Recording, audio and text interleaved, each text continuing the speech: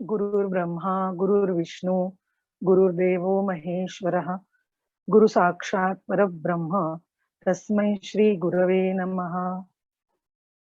शुकासारिखे पूर्ण वैराग्य जाचे वसिष्ठा परिणाम योगेश्वराचे कवी वाल्मिका सारिखा मान्य ईसा नमस्कार माझा सद्गुरु रामदासा। जय जय रघुवीर समर्थ।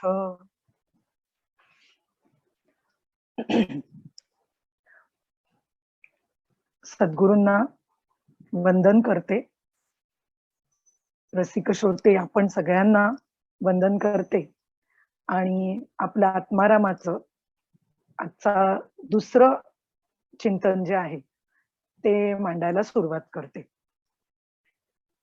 दादा आत्ता म्हणालेच की दिवाळीच्या आधी आपण एक पहिलं सेशन घेतलं होतं ज्यामध्ये ग्रंथाची ओळख आपण थोडक्यात बघितली की नक्की ग्रंथामध्ये काय सांगितलं आहे।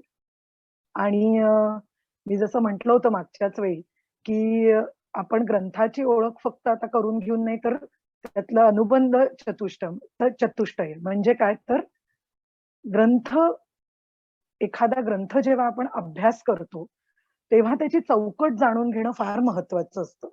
तसं त्यालाच ते अनुबंध म्हणतात। ती चौकट जाणून घेतली की आपल्याला एक निश्चित दिशा मिळते, निश्चित आपण अभ्यास कसा करायचा आहे, नक्की आपल्याला त्यामधनं काय आपलं प्राप्तव्य आहे हे समजायला मदत होते। आणि म्हणून आपण जसं ग्रंथाची ओळख मागच्या चिंतनात बघितली तसं आजचं चिंतन हे संपूर्ण अनुबंध चतुष्टय ह्यावर असणार आहे। अनुबंध चतुष्टय म्हणजे आता आपण म्हटलं तेच की ग्रंथाची चौकट म्हणजे अनुबंध, म्हणजे ग्रंथाचा अभ्यास कसा करायचा, त्याला काय चौकट आहे हे आज आपण बघणार। आणि ती बघितल्यानंतर आपोआपच पुढचे जे 5 समास येणार आहेत तर ह्या चौकटीत ते समास बसलेले असल्यामुळे आपल्याला त्यावेळी तो त्या समासातले विचार कळून घेताना या अनुबंध चतुष्टयाचा उपयोग होणार आहे। तर शास्त्रकारांनी आपल्याला अनुबंध चतुष्टयाचा अभ्यास करावा असं सांगितलेलं आहे। त्यामुळे आत्मारामाचा ग्रंथ आपण घेतला म्हणजे समोर घेतलेला आहे तर आपण ते डावलून पुढे जायचं नाही। खूप छान पद्धतीने आज आपण अनुबंध चतुष्टय म्हणजे काय किंवा त्यामध्ये असणारे 4 भाग त्याच्यातली डिटेलिंग्स काय आहेत हे आज आपण आजच्या चिंतनातून आत्मारामाच्या बघूया। ज्यावेळी चौकट म्हटलं की अभ्यास आपला मगाशी मी म्हटलं तसं अर्थपूर्ण आणि दिशेने एका दिशेने होतो, नाही तर पसरट काही गोष्टी झाल्या तर काळ काम वेगाचं गणित आपल्याला मांडायचं असतं। कारण प्रपंचात असल्यामुळे आपल्याला बाकीच्याही गोष्टींचं खूप व्याप असतात आणि मग त्यामध्ये एखाद्या ग्रंथाचा अभ्यास करताना मला निश्चित त्यातून काय घ्यायचंय, मी नुसतंच घ्यायचंय नाही तर त्या विचारांचं मनन चिंतन करून मला माझ्या रोजच्या जीवनात उतरवताना ते कसे आणता येतील यासाठीचा सगळा भाग हा आपल्याला या अनुबंध चतुष्टय जर आपण जाणून घेतलं तर एकदाच क्लिक, आपण जसं सूची म्हणतो ना त्या सूचीसारखं येते की सूचीमध्ये जसं दिलं असतं की त्या पद्धतीने आपण त्या पानाकडे जातो, अगदी तसंच आहे। आणि म्हणून अनुबंध चतुष्टय म्हणजे या चौकटीचा अभ्यास करणं आणि त्या चौकटीला अनुबंध म्हणजे अनुबंध म्हणतात। मग ही चौकट कशाची आहे तर ही चौकट आहे, पहिला आहे ग्रंथाचा अधिकारी, दुसरा आहे ग्रंथाचा विषय, त्यानंतर आहे ग्रंथाचं प्रयोजन आणि मग आहे की ग्रंथाचा संबंध। हे खरं तर आपण नवीन काही बघत नाही आहोत कारण आपण हरिपाठात सुद्धा चौकट बघितली होती, हीच आहे। पण प्रत्येक ग्रंथाचा ग्रंथाच्या अनुषंगाने येणाऱ्या विषयाशी निगडीत ती बदलते काही गोष्टी। तर हे आपण बघितलं होतं हरिपाठात। मग आता आत्मारामाचं ग्रंथाचा अधिकारी कोण किंवा ग्रंथाचा मूळ विषय काय ग्रंथाचं प्रयोजन काय आणि संबंध काय, या 4 गोष्टी आज आपण थोड्या डिटेलमध्ये बघूया. मग आता आत्माराम या ग्रंथाचा अधिकारी कोण? आपल्याला लगेच आपले कान टवकारतात, की अधिकारी कोण म्हटल्यावर आपल्याला असं वाटतं, की अरे म्हणजे बापरे, खूप काही करावं लागेल का काय आता? का मी नसेनच? का मी असेनच? असे लाखो प्रश्न आपल्या मनात येतात. पण आता हे सगळे आपण बाजूला ठेवूया आणि आपल्याला समर्थांनी काय सांगितलंय ते आधी आता बघूया. आपल्या आत्मारामाच्या पहिल्या समासातल्या 19व्या ओवीमध्येच त्यांनी असं सांगितलंय, "तुवा आशंका नाही घेतली, परी मज तुझी चिंता लागली. काजे तुझी भ्रांती फिटली, नाहीच अद्यापी." समर्थ आपल्या शिष्याला हे असं म्हणतात, की बाबा तुझी अजून भ्रांती फिटली, म्हणजे भ्रम अजून गेलेला दिसत नाहीये. तर याच्या मागे एक छोटीशी गोष्ट आहे. ती गोष्ट म्हणजे अशी आहे, की आपल्याला आपण हेच बघतोय, की आत्मारामाचा ग्रंथाचा अधिकारी कोण असावा? तर यामध्ये समर्थांनी असं वर्णन केलंय, की जेव्हा समर्थांनी आपल्या शिष्याला 21 समासी दासबोध ह्या नावाचा एक ग्रंथ त्यांनी लिहिलेला होता, म्हणजे लिहिलेला आहे. आणि त्यात 21 समास आहे, त्याला जुना दासबोध असं म्हणतात. तर मग त्याच्यात त्या ग्रंथामध्ये काय दिलं होतं? तर अहंकार कसा जाईल? अहंकार कसा घालवावा? त्याचं पूर्ण निर्मूलन कसं करावं? हे सगळं त्या ग्रंथात सांगितलेलं होतं, आहे. आणि शिष्याने ते ऐकलंही आहे किंवा ते वाचलंही आहे. पण तरी सुद्धा तुवा आशंका नाही घेतली, परी मज तुझी चिंता लागली, असं म्हणतायत समर्थ इथे. म्हणजे काय? का जे तुझी तुझी भ्रांती फिटली नाहीच अद्यापी, असं म्हटलंय. म्हणजे गुरूंना अगदी एका क्षणात लक्षात येतं, की आपला शिष्य नक्की कुठे अडकलेला आहे. तुझा भ्रम गेलेला नाही. 21 समासी म्हणजे 21 समास जरी तू वाचले असशील, तरी अजूनही तू भ्रमात आहेस. हे सांगणं चाललंय.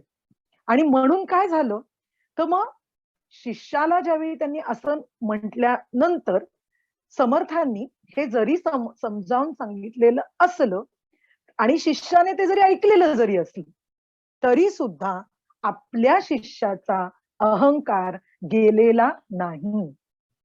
आता भ्रम आहे याच्या इथेच अहंकारही आहे हे सिद्ध होतं. जोपर्यंत भ्रमात असतो तोपर्यंत काही गोष्टी त्या अहंकार सूक्ष्म सूक्ष्म, स्थूल तर आहेच पण सूक्ष्म अहंकार तरी असतोच. तर त्या शिष्याचा आपला अहंकार गेलेला नाही, हे समर्थांना लक्षात आलं. मग त्यांनी असं शिष्याला सांगितलं, की तुला मी 21 समासी दासबोधात मधून खरं तर समजावून सांगितलंय, की हे अहंकार कसा घालवावा. पण दिसताना मात्र ते दिसत नाहीये चित्र. मग आता काय? गुरु इतके कनवाळू आणि इतके करुणाशील असतात, की ताबडतोब समर्थांनी शिष्याला असं सांगितलं, की त्यासाठी मी तुला आता आत्माराम ग्रंथ समजावून सांगतो. इथे आत्मारामाच्या ग्रंथाची म्हणजे आपण जे ग्रंथाचा अधिकारी कोण या विषयामध्ये आपण ही पहिली चौकटीतला हा पहिला भाग बघायला लागलो, तेव्हा आपल्याला लक्षात आलं पाहिजे, अहंकार अजून ज्याचा गेलेला नाही, असा असे जे जे ते आत्मारामाचे अधिकारी आहेत. म्हणजे आता आपण निश्चित समजून घ्यायलाच पाहिजे हे, की आपण सगळे या ग्रंथाचे अधिकारी आहोत. तर अशा पद्धतीने म्हणजे हळूहळू आत्मारामामधून तुझा अहंकार कमी होत होत तो पूर्ण जाण्याची व्यवस्था आहे, असं समर्थांनी शिष्याला इथे सांगितलंय. आता जेव्हा आपण अहंकार निर्मूलन म्हणजे आपण हरिपाठ बघताना म्हणा किंवा मनाचे श्लोक सुद्धा तुम्ही सगळे करताय ज्ञानेश्वरी करताय, या सगळ्यामध्ये अहंकार निर्मूलन म्हणजे अहंकार जाणे ही सगळ्यात बैठकच आहे ती. परमार्थ त्याशिवाय सुरूच होऊ शकत नाही. परमार्थाला आवश्यक अशी अत्यंत महत्वाची गोष्ट आहे ती म्हणजे अहंकार निर्मूलन. अहंकाराबरोबर मी अभ्यास करते हे म्हणणं अत्यंत कॉन्ट्रास्ट आहे. म्हणजे ही ही गोष्ट जर हे गोष्ट साधण्यासाठी तर आपण संतांचा बोध धरलेला आहे, शास्त्राचा बोध धरलेला आहे. कारण आपल्याला श्रीगुरूंचं शास्त्र, श्रीगुरु, संत यांचा संपूर्ण शरणागती आपण का करतो?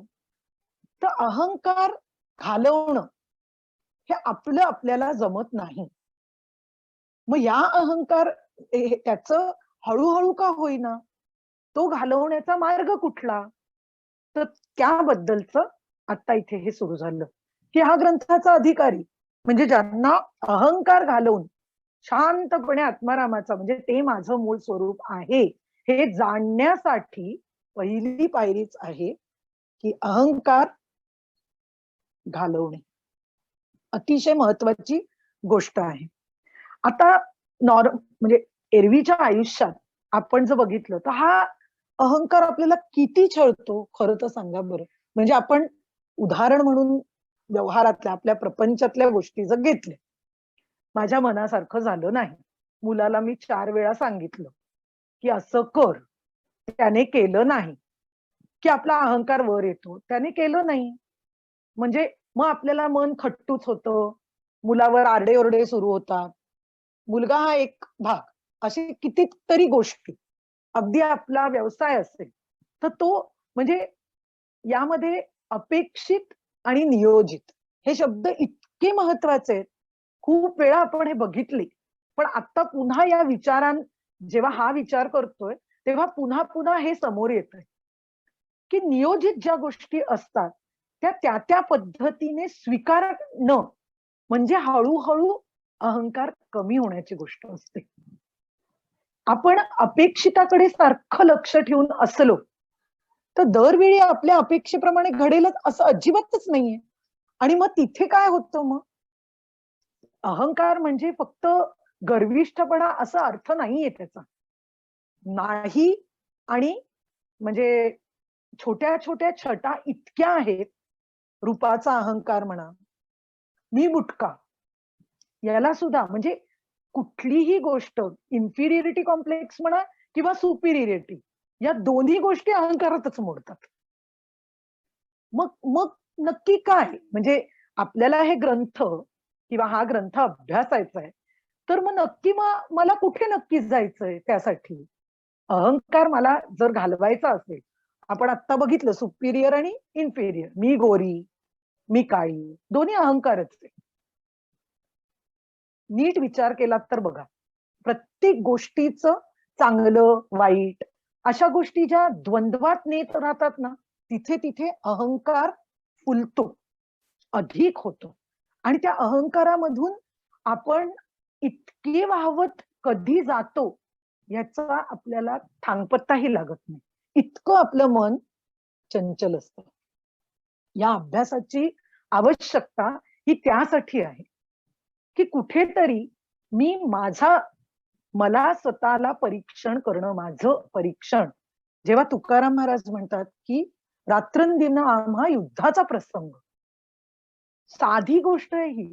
युद्धाचा प्रसंग याचा अर्थच हा आहे की अंतर्मुख केली आहे इथे वृत्ती, म्हणजे अंतर्मुख आपण करावी अशी अपेक्षा आहे. त्या अंतर्मुखतेशिवाय निश्चित मला माझ्या स्वतःच्या बाबतीत असलेले छोटे मोठे कंगोरे स्वभावाचे म्हणा, बऱ्याच राग, लोभ, मोह, मद, मोह, षड्रिपू काही, या सगळ्याचे माझ्यामध्ये असणारे कंगोरे हे कधी जाणवणार? वृत्ती जर मी अंतर्मुख केली तरच मला त्यातले भाग बाजूला करण्यासाठी मला या अभ्यासाचा मदत होणार आहे. नाहीतर काय होतं, एकीकडे शास्त्राचा अभ्यास करताना, संतांचे विचार ऐकताना अत्यंत बौद्धिक आनंद खूप मिळतो सगळ्यांनाच. आपल्याला त्या गोष्टीतून आपण जात असतो, पण बौद्धिक आनंद मिळवणे किंवा बौद्धिक आनंद देणे हे संतांचं कार्यच नव्हतं, कधीच नाही. संतांचं कायम, आपण हे कायम म्हणलेलं आहे की संत कधीही मनोरंजनात्मक किंवा रंजन करत नाहीत, तर ते कायम बोध करतात. बोध याचा अर्थच हा आहे की जो कधीही मिटत नाही, जो कायमस्वरूपी आपल्या बरोबर राहतो. मग तो जो बोध आहे, तो बोध होण्याकरता सगळ्यात महत्वाचं आत्ता जे चाललंय आपलं, की बोध होण्याकरता ही वृत्ती मला अंतर्मुख करणं फार आवश्यक आहे. आणि मग असे ग्रंथ शिकताना ग्रंथाचा अधिकारी कोण? मग हा अधिकार, हा जो अधिकारी आपण जे सगळे आहोत, तर तो अहंकार घालवण्याकरता मला काय काय करावं लागणार आहे, मी काय करावं, हे ज्यावेळी आपल्याला कळायला लागतं, तेव्हा खरोखर आपण जेव्हा म्हणतो की मी सच्चिदानंद रूप आहे, तर त्यातलं जे आनंद रूप आपण म्हणतो ना, की ज्याची डेफिनेशन आपण आता हे सगळं येणार आहे पुढे, पण आता आपल्याशी संवाद साधताना येत आहे म्हणून परत परत सांगते की विषय निरपेक्ष सुख म्हणजे आनंद, कोणत्याही गोष्टीवर अवलंबूनच नाही. एवढी मोठी पायरी आपल्याला, एवढा मोठा विचार जर आपल्याला करून तो आपल्यामध्ये रुजवायचा असेल, तर अनुबंध चतुष्टयामधला हा भाग समजून घेणं खूप महत्वाचं आहे. कारण छोट्या छोट्या छोट्या पायऱ्यांनीच आपल्याला पुढे जायचंय, अचानक एकदम काहीही घडणार नाही. संत कायम सांगतात की कधीही, म्हणजे कोणत्याही गोष्टीत घाई, तुकाराम महाराजांनी फार छान सांगितलंय, करावी तातडी परमार्थाची. हे किती महत्वाचं आहे की परमार्थाची तातडी करणं म्हणजे काय, हा जो परमगुह्य अर्थ आहे, मीच माझं स्वरूप ओळखणं आहे, त्यासाठी तातडी करावी. पण कशासाठी घाई करू नये, प्राप्त घडी आल्याविण, जे तुकाराम महाराजांनी म्हटलेलं आहे की योग्य घडी आल्याशिवाय तुम्ही कुठल्याही गोष्टीची घाई करू नका. म्हणजे इथे आपल्याला तुकाराम महाराज तर कॉन्ट्रास्ट नाही बोलत आहेत, इथे त्यांचा अर्थ हा आहे, अनुभवाकरता घाई करू नका. कारण या सगळ्या गोष्टी अनुभवाच्या आहेत, त्या बोलण्याच्या नाहीतच, त्या अनुभवाच्या गोष्टी आहेत. पण आपल्याला तो अनुभव घेण्यासाठी या शब्दांचा, या संतांच्या तेजाक्षरांचा आधार घ्यावा लागतो. खूप तो आधार महत्वाचा असतो. शास्त्राचा आधार घ्यावा लागतो, श्री गुरूंच्या उपदेशाचा आधार घ्यावा लागतो, आणि संतांच्या अशा ग्रंथांचा आपल्याला आधार घ्यावा लागतो. तेव्हा कुठेतरी त्या अनुभवाच्या पातळीवर आपण उतरू शकतो. आणि ह्या सगळ्या गोष्टी पुन्हा पुन्हा अनुभवाच्याच आहे. त्यामुळे ती तातडी जी करायची आहे, ती हे विचार समजून घेण्याची तातडी करायची, ती पूर्व तयारी करण्यासाठी आपल्याला लवकरात लवकर इथे वळणं आवश्यक आहे, ही तातडी आहे. पण अनुभवासाठी मात्र काही नाही. त्यासाठी या ज्या गोष्टी सांगितल्यात त्या सावकाशीने हळूहळू हळू आपल्याला समजून घ्यायच्या. नाहीतर होतं काय, जेव्हा अहंकाराने फुललेला माणूस असेल, आपल्याला समजतं त्याची पूर्ण बॉडी लँग्वेज, शरीराची जी ही दिसते, बॉडी लँग्वेजच म्हणतो आपण त्याला, देहबोली म्हणतो आपण. ही जी देहबोली असते ती फार वेगळी असते त्याची. आता हे डिटेलमध्ये सांगायची खरं तर गरज नाही, पण तरी सुद्धा कुठल्या चालण्याची ढब म्हणा, काही हनुवटी वर करून बोलण्याच्या काही गोष्टी म्हणा, माझंच खरं, अशा या देहबोलीतून कळणाऱ्या गोष्टी, फार त्यातलं डिटेल जायची आपल्याला गरज नाही. पण मग तिथे आपल्याला लक्षात येतं की इथे कुठेतरी अहंकार आहे, जबरदस्त अहंकार.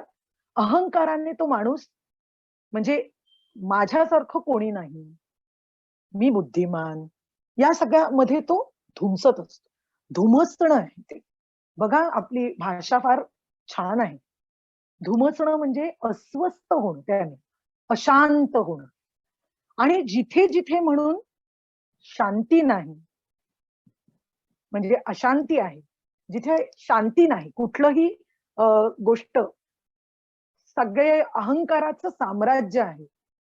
तिथे तिथे संत आपल्याला सांगतात, की तिथे आत्मज्ञान खूप दूर राहिले. अजिबात आत्मज्ञान नाही. अहंकाराचा वारा न लगे राजसा आपल्या नामदेवांच्या पसायदानात म्हटलेलं आहे, की इतकं ते संवेदनशील गोष्ट आहे. त्या तत्वाची एकरूप जर व्हायचं असेल, तर ते इतकं विमल आहे, शुद्ध आहे. म्हणजे ते मी आहे, हे आपण हरिपाठातही बघितलंय, आत्ताही बघणार आहोत. पण ते तत्व इतकं तर तिथे अहंकार चालतच नाही. सो त्यामुळे म्हणजे कुठला कुठला अहंकार नाही, तर मी साधक, मी जीवनमुक्त, हे सुद्धा अहंकार चालत नाही. हा सुद्धा भाग अजिबात चालत नाही. कारण जिथे जिथे अहंकार अगदी थोड्या प्रमाणात जरी सुद्धा सूक्ष्म तरी शिल्लक असेल, तरी आत्मज्ञान होणार नाही. हा पक्का निर्णय ग्रंथाचा अधिकारी आपण बघतो. तो ग्रंथाचा अधिकारी होण्याकरता आपल्याला हा पक्का निर्णय माहिती असला पाहिजे, की आत्मज्ञानाकरता अहंकाराचा वारा नाही. म्हणजे काय? आपण किती वेळा हे बघितलंय, ईश्वर शरणागती. जे करतो म्हणजे आपण प्रत्येक गोष्ट सुरुवात करतानाही भगवंताला अर्पण, शेवट भगवंताला अर्पण. सुरुवात आणि शेवट अर्पण, समर्पण असेल तर मध्येही समर्पणच असतं. म्हणजे ते तर असतच. त्यामुळे ईश्वर शरणागती धरून जो अधिकारी आहे, त्याच्याकडे ईश्वर शरणागती असणं ही फार महत्वाची गोष्ट आहे. जे काही घडतं ते ईश्वरी व्यवस्थेने घडतं. ईश्वरी व्यवस्थेचा आपण मागच्या चिंतनात हे बघितलं, की आपण माध्यम आहोत. ईश्वरी व्यवस्थेत जसं सांगितलंय, जे केलं जातंय, जे माझ्या माध्यमातून घडतंय, हा विचार बळकट होणं अतिशय महत्वाचं आहे. मी करतो, मी भोगतो, हे आलं की कर्तृत्व भोक्तृत्व भ्रांती आली. आणि आता आपण जे बघितलं, की समर्थांनी काय सांगितलं, अरे तुझा काही भ्रम अजून गेला नाही. मग ते आपण आपल्याला लावून घ्यायचं, की हो बरोबर आहे, मी अजून मी करतोय, याचा अर्थच अहंकार आहे. आणि मग हा अहंकार जाण्याकरता मला, जसं आपण आता म्हंटल, की ईश्वर शरणागती आवश्यक आहे. आणि ग्रंथाचा जो अधिकारी आहे, तो त्याला म्हणजे आपल्याच सगळ्यांना संपूर्णतः कल्पना हवी, की मला आपल्याला निश्चित काय हवंय. तर आपल्याला नित्य प्राप्ताची प्राप्ती, म्हणजे माझं जे स्वरूप आहे, जी सहजावस्था आहे, सहज आहे जे, त्याकडे मला विलीन, त्याकडे मला जायचं आहे. हा पक्का पक्का विचार आपल्या मनामध्ये असला पाहिजे. तो जो अधिकारी आहे, ज्याने आपण सगळ्यांनी जो आत्माराम ग्रंथ उघडलेला आहे, त्याने पक्क करायचं आहे, की आता मला सहजावस्थेकडे. आता ही सहजावस्था म्हणजे काय? हेच चालू आहे, आपण ग्रंथाच्या अधिकारीच बघतो आहोत. मग आता सहजावस्था म्हणजे काय?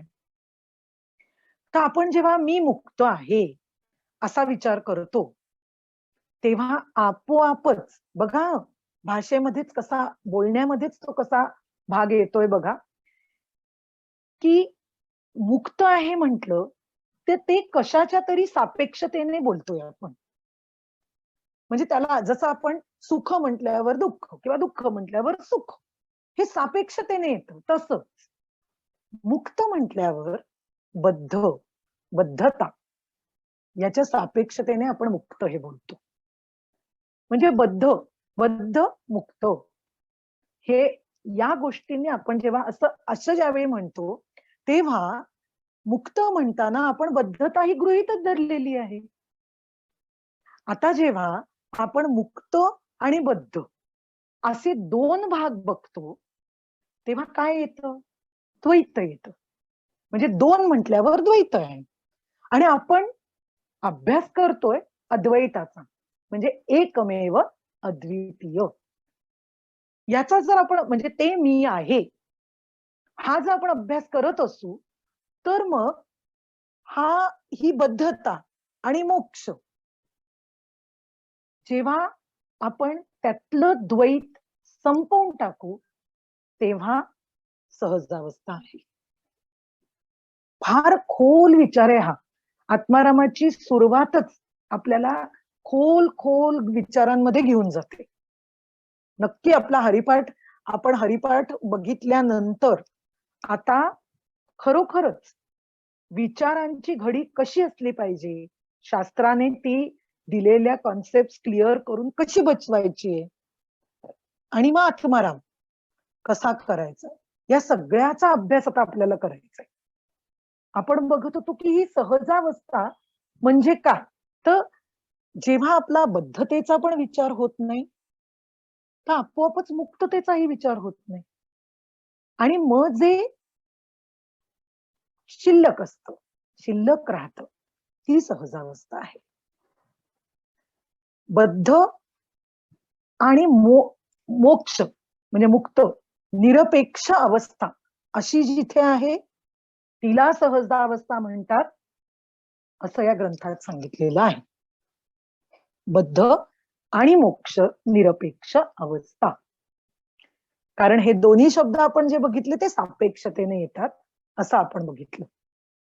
मग ही अवस्था म्हणजे या सगळ्या कल्पना आहेत. मी बद्ध आहे, मी मुक्त आहे, म्हणजे ती अवस्था म्हणजे परमार्थात आदर्श अवस्था जर कुठली मानली गेली असेल तर ती सहजावस्था आहे. कल्पनेत रमणं नाही. कल्पनेत रमणं याचाच अर्थ भ्रमात राहणं. परमार्थाला हे मान्यच नाही. परमार्थात परम अर्थ याचा हेच मुख्य भाग आहे की माझं स्वरूप मी ओळखणं, त्याच्याशी एकरूप होऊन राहणं, त्याला सहजावस्था म्हणायची. मग ग्रंथाच्या अधिकाराचं आपलं बोलणं चाललंय, तर ग्रंथाचा अधिकारी जसं आपण मगाशी म्हटलं ईश्वर शरणागती हवी, अहंकार अजून शिल्लक आहे असं म्हणतायत समर्थ म्हणतायत आपल्याला, तर शिल्लक आहे.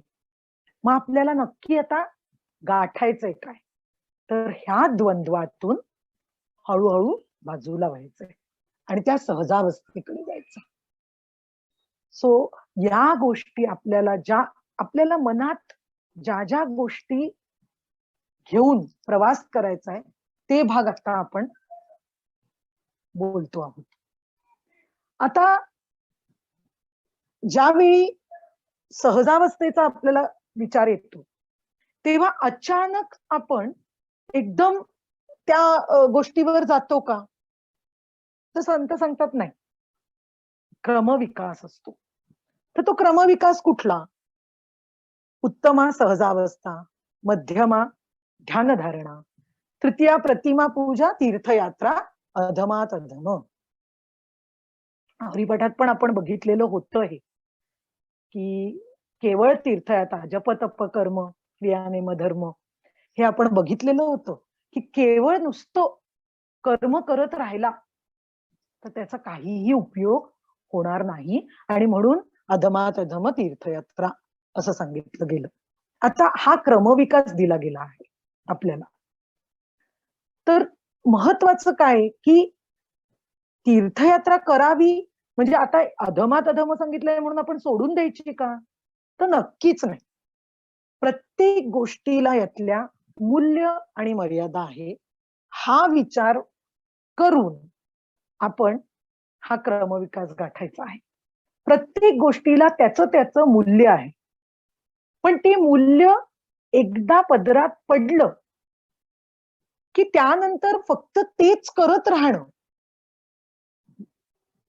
बिना विचार, म्हणजे विचारांविना नुसतंच ते सवय लागलीये म्हणून करत राहणं नाही. त्या प्रत्येक गोष्टीची मर्यादा जाणणं हे सुद्धा आपल्याला आपलं काम आहे, हे इथे सांगितलं गेलेलं आहे. म्हणजे काय, सारखं तीर्थयात्रा करणं, प्रतिमा पूजन करत बसणं, म्हणजे ही गोष्ट पूजा, हे जे साधन आहे ते काय वाईट आहे का? तर अजिबात नाही. पण त्या पूजेमधून माझं चित्त प्रसन्न होणं हा त्यातला परिणाम आहे. चित्ताची प्रसन्नता, आपलं मन मोकळं राहणं, ही आपल्याला साधनेला उपयुक्त पडणारी गोष्ट आहे. ती गोष्ट केल्यानंतर मला मोक्ष मिळणार नाही आहे, हे हा स्वच्छ विचार आपल्या मनात तयार हवा.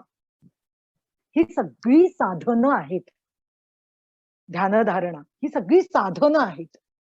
तर सहजावस्था किंवा आपण हे जी अवस्था म्हणत होतो, तर ह्या सगळ्या सहजावस्थेपर्यंत अवस्थाच आहे ती. त्यापर्यंत पोहोचण्यासाठीचे क्रम म्हणजे तो तीर्थयात्रा आहे, प्रतिमा पूजन आहे आणि ध्यानधारणा आहे. पण त्यामध्ये आपण अडकून पडता कामा नये, ही सूचना आपल्याला आपण हरिपाठातही पाहिलीये आणि सगळे संत श्री गुरु आपल्याला देतात की त्यातच अडकून पडता कामा नये, त्यातून आपल्याला पुढे जाणं गरजेचं आहे, हळूहळू पुढे प्रवास करणं गरजेचं आहे.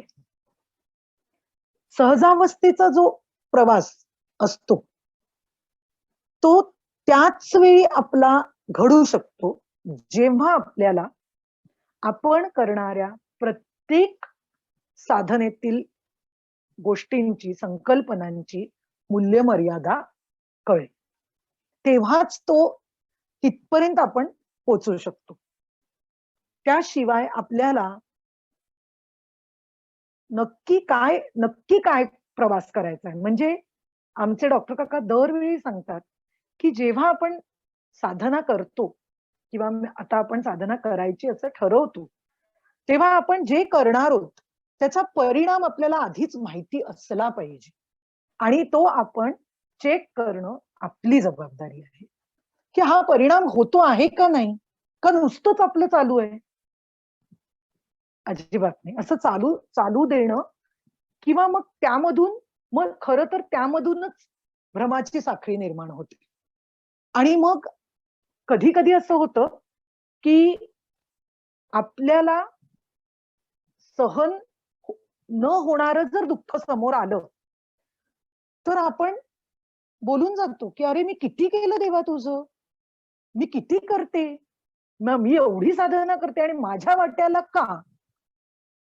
असे विचार जर आपले सुरू झाले तर हे नक्की समजून चुकावं की आपल्याला आपण जे साधन निवडलं आहे त्याचा परिणाम काय आहे हे आपण जाणून घेतलेलं नाही आणि त्या परिणामांचा अभ्यास करून ते साधन समजून उमजून केलेलं नाही, हे आपण निश्चित जाणूनच घ्यावं. सगळ्यात महत्वाची गोष्ट, कारण जबाबदारी आपल्याकडे, कोणी येऊन आपल्या डोक्यावर हात ठेवणार नाही आहे. देव ही संकल्पना म्हणा, तत्व म्हणा, या सगळ्या गोष्टींचा अभ्यास आपल्याला करायचा आहे, कारण स्वरूपापासून ढळणं ही गोष्ट आपली घडलेली, त्यासाठी ही साधनं दिलेली आहे. हे साध्य नाही, आपली गफलत होते ती तिकडे होते. आणि म्हणून बरेचदा असं डॉक्टर काका आम्हाला सांगतात, बरेचदा असं वाटतं खूप काही वर्ष झाल्यानंतर खूप जणांना असं वाटतं की मी खूप काही केलं पण झालेलं काहीच नसतं. बघा बरं, असं ऐकल्यानंतर सुद्धा किती आपण अलर्ट राहावं, म्हणजे यातून आपण काय घ्यावं, तर खूपच आपल्याला अलर्ट राहणं गरजेचं आहे या गोष्टींसाठी. आत्माराम जेव्हा ग्रंथ आता आपण उघडलाय त्याचा एक एक संकल्पना समजून घेणार आहोत, त्याचा परिणाम काय आहे, तो माझ्यावर होतोय का नाही, हे सगळं आपण करून बघण्यासाठी आपण करतोय, या उद्देशानेच ग्रंथ शिकायचा. मला माझ्या स्वरूपाची, मी माझ्या स्वरूपाशी ऐक्य पावावं, माझ्या स्वरूपापर्यंत, माझ्या स्वरूपाचा संपूर्ण भाग मला कळावा, याच्यासाठी हे ग्रंथाचं आपल्याला अभ्यासाचं कारणच त्यासाठी. तर ग्रंथाचा अधिकारी बघताना आपल्याला या 2-3 गोष्टी अतिशय महत्वाच्या या ग्रंथातून डॉक्टर काकांनी एक्सप्लेन केलेले आहेत. खर तर साधन चतुष्टय म्हटल्यावर पटपट अशा पद्धतीने पुढे जाता येतं, की हा असा असा अहंकार ज्यांचा आहे, सूक्ष्म अहंकार उरलेला आहे, तो आहे ग्रंथाचा अधिकारी. पण ही खरोखरच सद्गुरूंची कृपा आहे, की त्यांनी सोलल्याप्रमाणे काही विचार या ग्रंथातून आपल्याला अगदी तयार विचार दिलेले आहेत. आणि म्हणूनच ते तसेच्या तसे तुमच्यापर्यंत मी पोचवण्याचा प्रयत्न करणार आहे. आता ग्रंथाचा अधिकारी आपल्याला समजला. आता दुसरा भाग आहे अनुबंध चतुष्टय मधला, ग्रंथाचा विषय कोणता. फार महत्वाचा भाग आहे. आपल्याला समासांकडे वळण्यापूर्वी तो विषय नक्की काय आहे, कारण 5ही समासांमध्ये जो विषय मूळ आहे तो विषय कोणता, हे आता आपण बघणार आहोत. त्यासाठी दुसऱ्या समासातली 9वी जी ओवी आहे ती अशी आहे की, म्हणून नाशिवंत तितुका मळ, तुवा तजावा अमंगळ, तो गेलिया तूची केवळ आहेस बाप्पा. किती समर्थ ज्यावेळी किती संवादात्मक बोलले तिथे, म्हणजे त्या सगळ्या ओव्या ज्या आहेत ना, फार सुंदर शिष्याला सांगतायत, त्यामुळे त्या फार संवादात्मक आहेत. आणि खरंच मला असं म्हणजे तुमच्या बरोबर हे चिंतन व्यक्त करताना नेहमी मला असं वाटतं, इथे आपणच बसलो आणि आपले समोर सद्गुरू आहेत आणि ते आपल्याला सांगतायत. असं करून जर अभ्यास करायला लागलो ना, त्याचा आनंद फार वेगळा मिळतो. तर इथे त्यांनी सांगितलंय की, म्हणून नाशिवंत तितुका मळ, तुवा तजावा अमंगळ. आपण ग्रंथाचा विषय बघतोय. तो गेलिया तूची केवळ आहेस बाब. म्हणजे काय घालवल्यानंतर तुझा तू उरणारेस, तूच असणारेस, याचं स्वच्छ उत्तर या ओवीतून दिलेलं आहे. म्हणजे काय, तर त्यांनी म्हणून नाशिवंत तितुका मळ, आपण ही ओवी जेव्हा येईल तेव्हा तर त्याचा अभ्यास परत करणारच आहे. पण आता आपण ग्रंथाचा विषय बघतोय, ही जी ओवी आहे ती या 5ही समासांची बैठक आहे.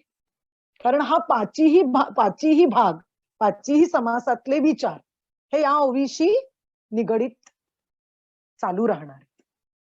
म्हणजे आपण हरिपाठात बघितलं होतं, हरिमुखे म्हणा पुण्याची गणना कोण करी. ही जशी आज्ञा सतत तो ठेका आपल्या बरोबर होता शेवटपर्यंत, तसा हा या ओवीचा ठेका आता आपल्याला जेव्हा आपण 5ही समासांकडे जाणार आहोत तेव्हा या ओवीचा भाग सतत येणार आहे. तर महत्वाची गोष्ट यामध्ये सांगितली ही की नाशिवंत काय, हाही भाग आपण बघून झालेला आहे. पण आता मात्र थोडा थोडा खोलवर बघायचा आहे. का आता नाशिवंत काय, तर शरीर देहादी जगत, माझ्या शरीरापासून संपूर्ण आहे जग, हे नाशिवंत आहे. या संदर्भात त्यांनी हा जो शब्द वापरलाय, नाशिवंत तितुका मळ, तो मळ आहे. आता हे अधिक काय म्हणजे याचा अधिक काय एक्सप्लेन करणार, तो मळ आहे. नाशिवंत म्हणजे देहादी जगत जे जाणार आहे, नाश पावणार आहे, ते मलरूप आहे. आणि हा मळ जर तू काढून टाकलास, काय म्हणताय, तुवा त्यजावा अमंगळ, म्हणजे हा जो मळ आहे जे नाशिवंत घट्ट धरून आपण ठेवलंय ते आपण बाजूला सारलं किंवा त्याचा स्वीकार केला नाही तर काय होतं? तो गेलिया तूची केवळ. किती सुंदर आणि छान भाषा आहे बघा. तो मळ गेल्यानंतर काय उरलं? तर फक्त आणि फक्त तुझं मूळ रूप उरलंय. जो तू मूळचा आहेस ना तोच उरला. तूची केवळ आहेस बापा, म्हणजे तूच आहेस तो. इतक्या सहज शब्दात, सरळ शब्दात आपल्याला समर्थ सांगताय. आणि हे वाचल्यावर असं वाटतं, बापरे, हे इतकं सहज आहे. म्हणजे फक्त मला शरीर आणि हे जग नाशवंत आहे आणि ते बाजूला सारणं, कारण ते घट्ट धरल्यामुळे तर माझा जन्म झालेला आहे. जन्म घ्यावा लागे वासनेसंगे, हा भाग आहे. मग आपल्याला असं वाटतं की हे इतकं सोपं आहे की काय? तर नाही, हे इतकं सोपं नाही. का? अनुभवातनं आलेले संतांचे हे बोल आहेत. अनुभवातनं. आपण मगाशी बघितलं की शब्दांनी फक्त कळलं तर त्याचा उपयोग नसतो. शब्दांशिवाय, बघा, शब्द म्हणजे ब्रह्म नाहीये, हे मला शब्दांनी त्याचा अनुभव नाही येणार, तसं आपण समजून घ्यायचंय. इथे या शब्दांनी बुद्धीने मला हे उमजलं. अच्छा, म्हणजे नाशवंत हे जे देहादी जग आहे ते बाजूला सारल्यानंतर आपण जे सतत नित्य प्राप्ताची प्राप्ती म्हणतो, तर मी आहेच, तेच आहे मी. स्वरूपापासून आपण ढळलो आहोत हे आपण खूप वेळा आतापर्यंत हा अभ्यास मनाच्या श्लोकातही करतोय, हरिपाठातही केला. सगळे संत येऊन जाऊन तेच सांगतात.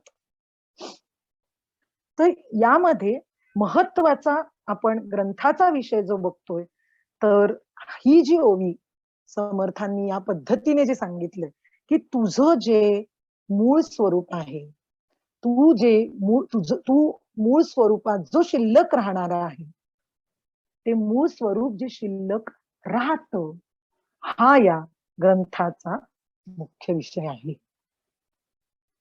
खूप खूप छान. म्हणजे आपल्याला अत्यंत थेट आपल्या स्वरूपाचं दर्शन या आत्मारामामधनं करणार आहे. दर्शन घडणार आहे की हे मी आहे, पक्क होणार आहे आपलं. आणि करून घ्यायचंय, जबाबदारी आपली आहे, पण करून घ्यायचंय. कारण ग्रंथाचा विषयच हा आहे की अरे, हे बाजूला टाकल्यानंतर जे शिल्लक राहतं ते तू आहेस. आणि ते तू आहेस म्हणजे कोण आहे? तर देहाच्या संदर्भात मी आत्मा आहे आणि पूर्ण देहादी जगताच्या संदर्भात मी ब्रह्म आहे. शास्त्राने बसवून दिलेली ही घडी आपल्याला छान पद्धतीने सावकाश विचार करत करत जाणून घ्यायचे. आणि हा या ग्रंथाचा मूळ विषय आहे. आपल्याला प्रत्येक समासातली ओवी ही हे भान ठेवूनच करायची आहे की जे शिल्लक राहतं ते शिल्लक राहणार ते मी आहे. नाशवंत बाजूला गेलंय, शिल्लक राहतं ते मी आहे. हा सगळा भाग प्रत्येक ओवीशी निगडीत करत करत आत्माराम आपल्याला करायचं आहे. आणि तरच आपल्याला जे पुन्हा आपण मगाशी जे बघितलं ते की हा परिणाम कुठला साधायचा आहे, परिणाम काय साधायचा आहे मला यामधनं, मला आत्माराम शिकण्यातलं मला काय परिणाम हवाय त्याचा, हेच आहे ना की मला माझं स्वरूप जाणून घ्यायचं.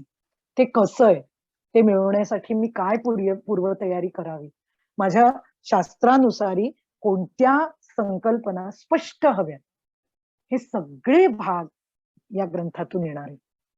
आणि हे फळ आपल्याला मिळवायचं आहे, याकरता ही चौकट समजून घेणं अतिशय महत्वाचे. सरळ सरळ आपल्याला इथे समर्थ नाशवंत नाशवंत जे जे आहे त्याचा त्याग केला असता आत्मानुभव येतो, जे शिल्लक राहतं हे म्हटलं जातंय, याचाच अर्थ आहे की आत्मानुभव येणार आहे, कळणार आहे की मी काय आहे. म्हणजे आपण जे अविनाशी तत्व म्हटलं, दरवेळी आपण म्हणतो की विनाशाचा त्याग करायचा आहे, म्हणजे काय उरतं? अविनाशी जे आहे ते उरतं, आणि ते तत्व मी आहे. आपण ज्यावेळी शरीराच्या बाबतीत बघतो तेव्हा आत्मा शरीरभर व्यापून असलेलं जणू काही आहे, हा तो आत्मा शरीरात जणू काही दडलेला आहे असं म्हणतात. ते व्यापक तत्व आहे खरं, पण शरीरभर व्यापून असणार असं हे आत्मा तत्व. जेव्हा आपण असं म्हणतो की शरीराच्या संदर्भात अविनाशी तत्व कोणतं, तर केवळ आणि केवळ आत्मा आहे. आणि जगाच्या बाबतीत अविनाशी ब्रह्म आहे, अधिष्ठान ब्रह्म आहे. हे आपल्याला प्रत्येक समासाच्या प्रत्येक ओवीमधनं हा विचार अतिशय जागरूक, म्हणजे काय म्हणतो आपण, त्याविषयी भान ठेवून तो विचार आपल्याला तो घेऊन आपल्याला बरोबर ते शिकायचं आहे. सगळ्यात महत्वाची गोष्ट यामध्ये, जेव्हा आपल्याला हा विचार करायचा असतो, अविनाशी तत्व मी आहे, मग नक्की आड काय येतं, आपल्याला हा विचार केला पाहिजे. कारण हा विषय शिकतोय याचा अर्थ मग मला हे नाशिवंत त्यागण्या, म्हणजे हे त्याचा त्याग करणं हे कठीण का जातं, किंवा काय असं आड येतं की ज्यामुळे हे मी करू शकत नाही, या चक्राकार गतीत मी का अडकते सारखी. हा विचार जेव्हा आपण करतो तेव्हा फार महत्वाचा भाग आहे तो ममत्वाचा भाग आहे. शरीराविषयी तादात्म्य आपण म्हटलं होतं, देहादी तादात्म्य, म्हणजे शरीराविषयी असलेलं ममत्व, बुद्धीविषयी, आपल्या रूपाविषयी, या सगळ्या विषयी असलेलं ममत्व आड येते. म्हणजे नाशवंताचा त्याग कर असं जेव्हा आपल्याला संत सांगतात, आपल्याला जर कळलं शरीर नाशवंत आहे, हे जग नाशवंत, कशाला लांब पासून हे करायचं, आपल्या शरीरापासूनच सुरुवात केली पाहिजे, बरोबर आहे की नाही. तर मग तिथंच तर आड येतं, पुढचं तर भाग पुढेच राहतो. मग तिथे आड काय येतं, तर ते ममत्व. आपल्याला असं वाटतं की तीच माझी आयडेंटिटी.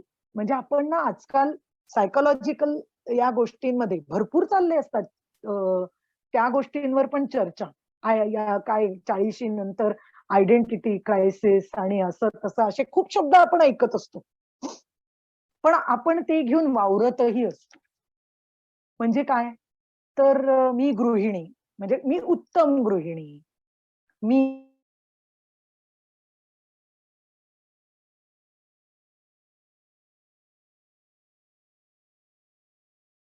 अशी एकरूप होतो की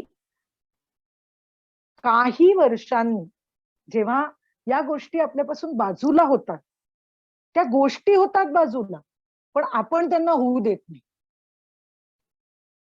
म्हणजे काय असतं, उत्तम गृहिणीच्या काही गोष्टी झाल्या, किंवा नाव आपल्यासारखंच एखाद्याचं नाव त्यासाठी स्वीकार, म्हणजे कोणीतरी हाक मारली त्या नावाने, की लगेच आपण बघतो की हो हो हे नाव आपलंच आहे ना, म्हणजे मलाच म्हणाले असतील, कदाचित कदाचित वगैरे नसतं, मलाच म्हणाले असतील असाच भाग असतो. कारण आपली ती आयडेंटिटी बनून गेली असते, त्या आयडेंटिटीला आपण चिकटलेले असतो खूप. यालाच ममत्व म्हणायचं. आणि मग सगळ्यात महत्वाची गोष्ट आहे की मग एकीकडे आपण अभ्यास करतोय की मी ग्रंथाचा विषय आत्मा, तो मी आहे, ब्रह्म मी आहे. मग ह्या आयडेंटिटीचं काय करायचं? म्हणजे खरं सांगायला आता गेलं तर आपली सगळ्यांची आयडेंटिटी एकच आहे की आपण आत्मा आहोत, आपण ब्रह्म आहोत. ही आपली सगळ्यांची आयडेंटिटी. पण नाही न पटत. हा जो संघ, खूप परमार्थातले अगदी हे असे पक्के शब्द आहेत की संघ म्हणजे तत्व आहे असंग, आत्मतत्व असंग आहे. शिकताना शिकतो आणि इथे धरताना मात्र सगळ्या गोष्टींचा आपण संघ धरलेला असतो. व्यक्तीचा म्हणा, वस्तूंचा म्हणा. अगदी आपल्या डोक्यात आता बऱ्याच गोष्टी आल्या असतील बोलता बोलता की खरंच विचार करून बघायचा की खरंच मला कशा कशाचा संघ आहे. कारण संघ जडला की ममत्व आलंच. साधी साधी गोष्ट आहे हो. आपण म्हणजे काय साधे आपण म्हणूया, छान आपल्या आवडीचे कॉफीचे मग्स आणले, आणू नयेत का? आणावेत. त्यातून कॉफी पिऊ नये का? प्यावी. आनंद घ्यावा. पण मला हाच कप लागतो कॉफीसाठी, त्यावर चरा गेलेला चालत नाही, तो फुटला कसा? बरंच बरंच बरंच आता यामध्ये अजून काय डिटेल आपण बोलणार. तो संघ कसा कसा होत जातो बघा बरं. मग आपण इतकंही कधी कधी त्याची पुढची पायरी येते की आपण आपल्या मैत्रिणीला अगदी तसाच देतो आणि तिच्याकडे बसून कॉफी पितो त्या मगात. म्हणजे कुठपर्यंत ही गोष्ट जाऊ शकते हा विचार आपण केला पाहिजे. संघाचा परिणाम आहे हा. आणि हे ममत्व आहे. ममत्व मुलावर, व्यक्तींवर तर आपला अक्षरशः आपलं आता हे थांबूनच जाईल, नाही तर आपण बोललो जास्त तर. आपल्याला अनुबंध चतुष्टय आज पूर्ण करायचंय. पण हा विचार करूया आपण. कारण एका वेळी आता तुम्ही सगळेजण मनाचे श्लोक, ज्ञानेश्वरी सगळं करतोय, आपण हरिपाठ केलाय, तर आपण आता इंडिपेंडेंटली हा विचार नक्की करू शकतो. तर हा आत्ता या ग्रंथाच्या विषय जाणून घेताना निश्चित ममत्व काय, संघ काय, हा विचार आपण आपल्या बरोबर ठेवणं खूप आवश्यक आहे. अतिशय आवश्यक गोष्ट आहे. आता अविनाशी आत्मा हेच माझं खरं स्वरूप आहे, हे जेव्हा आपल्याला कळायला लागतं तेव्हा हळूहळू अशाश्वत जे आहे, नाशवंत जे आहे, ते मागे पडायला लागतं.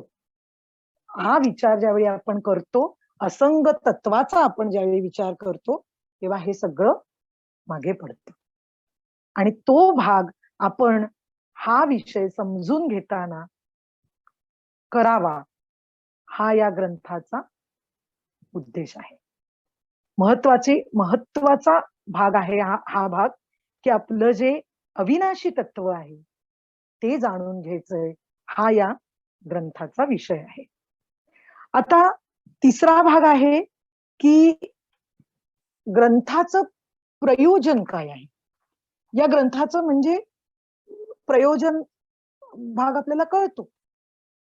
तर यामध्ये पुन्हा पहिल्या समासात 20वी ओवी अशी आहे, दासबोधीचे समासी निर्मूळ केले मीपणासी, तया निरूपणे वृत्तीसी पालटत दिसेना.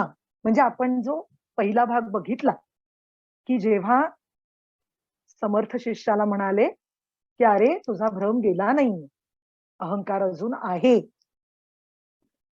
हा जो भाग बघितला तो हाच भाग, अहंकार शिल्लक आहे, तो राहिला आहे. म्हणून ते ग्रंथाचं प्रयोजन काय सांगताय, तर आत्मारामाचं चिंतन करा. त्याकरताच हा ग्रंथाचं प्रयोजन हे केवळ आणि केवळ जर आपल्या साधकाला अहंकार शिल्लक राहिला असेल तर आत्मारामाच्या चिंतनाने तो नक्की जाईल, याकरता या ग्रंथाचं प्रयोजन आहे. हेच या ग्रंथाचं प्रयोजन आहे. पुन्हा पुन्हा आपण तेच म्हणतोय की अहंकाराने फक्त आणि फक्त आपल्याला विनाशच आहे किंवा लय आहे, खाली खाली जाणं आहे. अहंकाराने कोणीतरी खूप छान यशाच्या पायऱ्या चढल्यात असं आपण नाही बघत. कुठेतरी तो माणूस धुमसत असतो, अशांत असतो, दुःखात असतो. कारण अहंकाराचा परिणाम काय असतो तर आपलं स्वास्थ्यच बिघडतं. राग येतो, भयंकर राग येतो, कधी कधी अति दुःख होतं. हे सगळे त्याचे परिणाम. अस्वस्थता येते. मग हे सगळे भाग कशाने येतात? आपण 10 विषय शिकलेलो होतो. शब्द, स्पर्श, रूप, रस, गंध, सत्ता, संपत्ती, यश, कीर्ती, प्रतिष्ठा. या 10 विषयांमध्ये इतकं गुंतलेलो आहोत, इतकं रमलेलो आहोत, की या गोष्टी शाश्वत नाहीत. हे हा ग्रंथ सांगतो आहे सतत. आणि ह्या शाश्वत नाहीत हे कसं? हे या ग्रंथातून उलगडत जाणारे, प्रत्येक समासातून ते उलगडत जाणारे. आणि म्हणून प्रयोजनात, ग्रंथाच्या प्रयोजनात आत्मारामाचं चिंतन करावं, तरच आपले या सगळ्या 10 विषयांमधून बाजूला जाण्याचं, म्हणजे जे अहंकार निर्माण करतात त्या निर्माण करणाऱ्या विषयांपासूनच आपल्याला दूर नेण्याचं प्रयोजन हे या ग्रंथामध्ये, हे या ग्रंथाचं प्रयोजन आहे. म्हणजे हे सगळे जे विषय येतात ते मायेत येतात. माया कशाला म्हणायची? जी नाही तीच, म्हणजे नाशवंत आहे ती माया, जे नाही ती माया, ब्रह्म माया. मग आत्मस्वरूप कसं आहे? ते शाश्वत आहे. मायेचा अंमल आत्मस्वरूपावर चालत नाही, कारण ती अशाश्वत आहे, ती नाशवंत आहे, ती अविनाशी नाही. आणि मग आपल्याला जे विचार करायचा आहे तो त्या शाश्वत अविनाशी तत्वाचा करायचा आहे.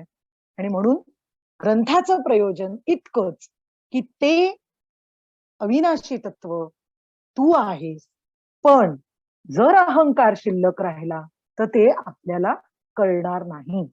म्हणून ग्रंथाचं चिंतनाने आपण अहंकार लय करू शकतो. या प्रयोजनातून हा ग्रंथ लिहिला गेला.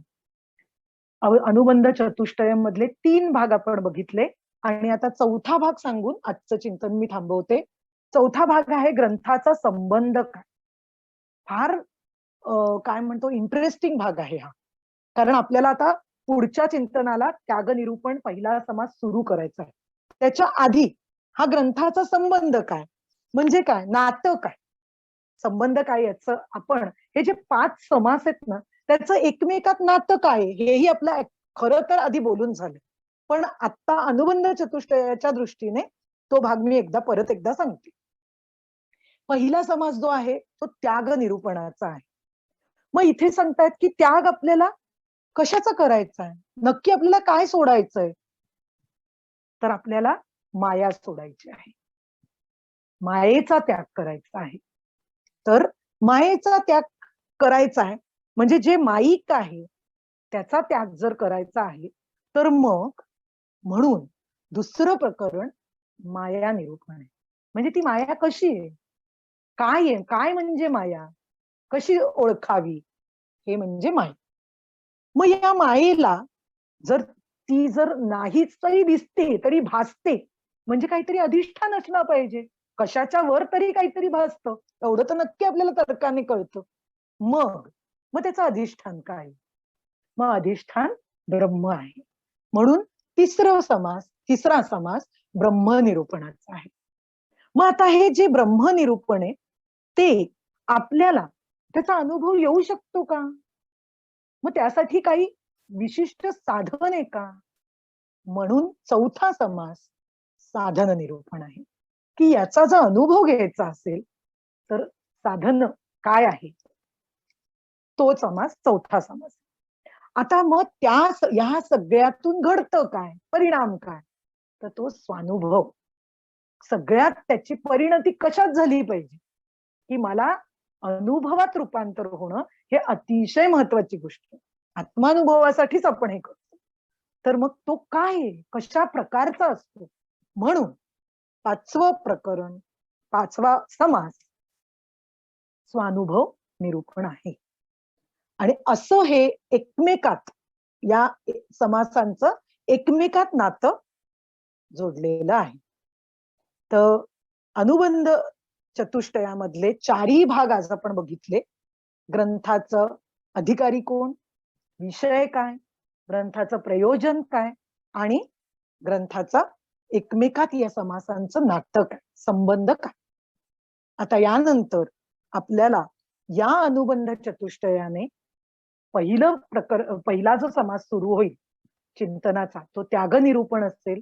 आणि या आधाराने, या अनुबंध चतुष्टयाच्या आधाराने आपण हे 5 समास याचं नातं जाणून घेणार आहोत.